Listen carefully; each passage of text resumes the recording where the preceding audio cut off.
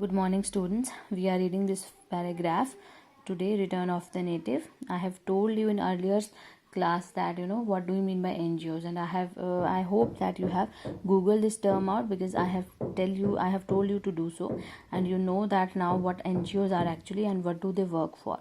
So now we will read this C.2. Now read the true story of a man who is an NGO himself, a man of compassion. Dr. Parmeswara Rao decided to move out of his comfort zone and alleviate the sufferings of the poor people of his native village. So he had become NGO in himself. He had helped those people of his native village dimly, and he just uproot the sufferings, uproot the problems of these poor people. So let's read how he did that. Return of the Native. Dr. Parmeswar Rao was a man of a clear vision.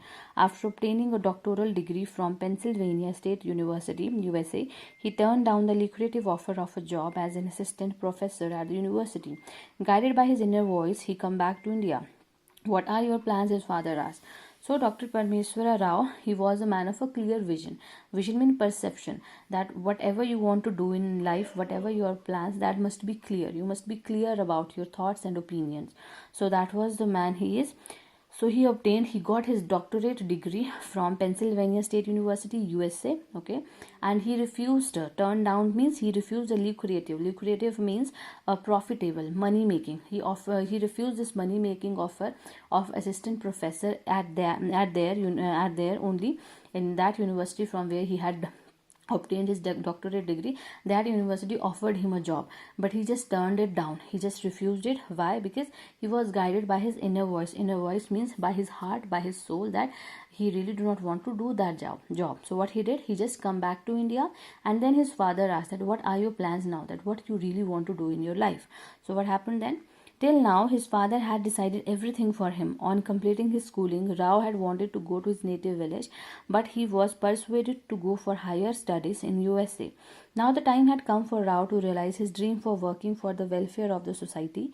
He conveyed to his father firmly yet politely his decision to go to Dimli. So what happened? Till now means till here, till his studies, everything was decided by his father. His father had decided everything for him, that after completing his school, he has to go to foreign to complete his higher studies. But Parmeswara Rao really want to go to his village Dimli, but he was persuaded means he was forced to get his higher studies from USA.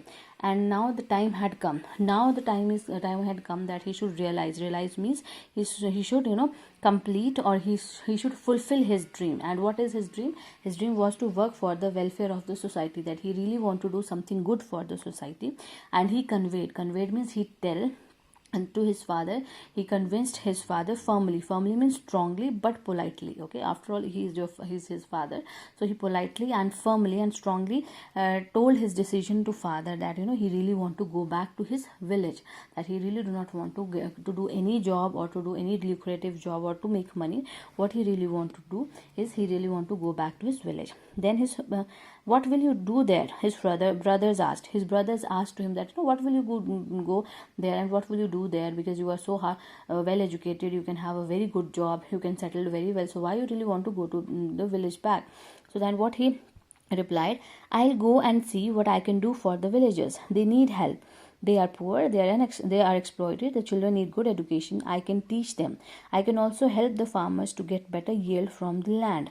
There is so much to be done there, Rao replied. His father did not say a word. He could sense the determination in his voice. So what happened? He says that what says to his Parmeshwar says to his brothers, that I will go and watch and see what I can do for the villagers, that I really want to go back to my village, and I really want to figure out that what I can do for village. So what he says that these villagers need help. They are very poor, they are unexploited, they are exploited. Exploited means they are suffering, they are struggling, and there are children who need education. And he says that I can teach those children, I will provide education with them, I will help farmers to get better harvest. Yield means harvest. To get better harvest, to get better crop from the land, I will teach them how to have a good harvest. And he says that there is so many of the things which I can do there at village. There are so many things which should be done for the villagers.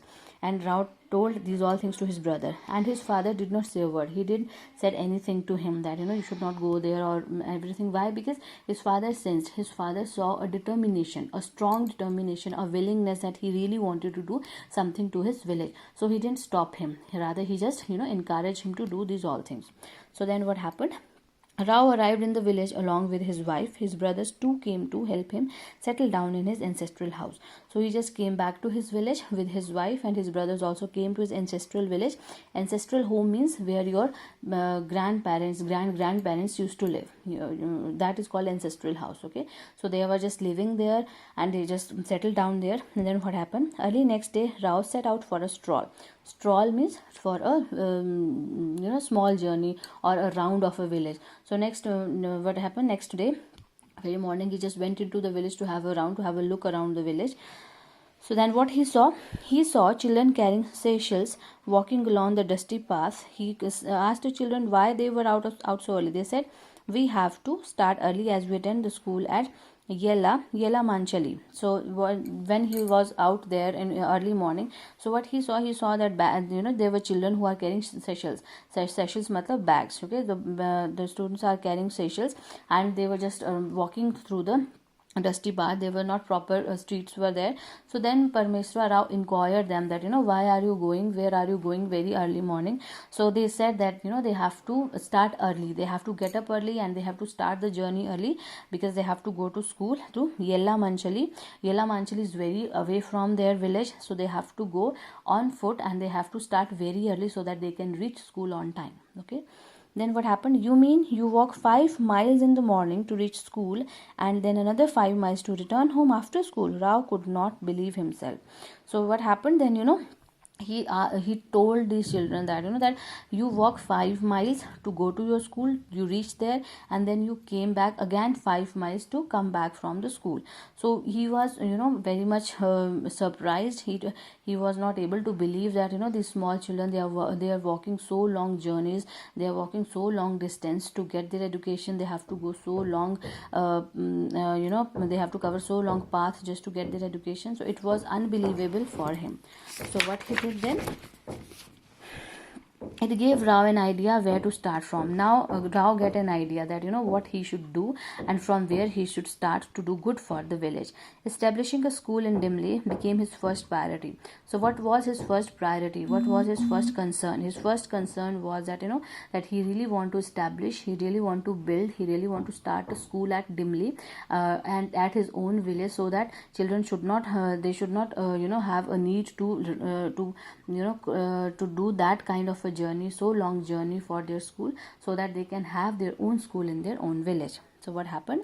What about funds? Rao did not want to invest his money as he felt that public participation alone would make the scheme truly worthwhile. The people would then look upon the school as their own. The school would be an outcome of their own efforts. So what about funds? So now he is thinking about the fund. Now he is thinking about the money, that from where his money came. So Rao did not want to invest his own money. The reason is not that that is he is he really do not want to invest his money.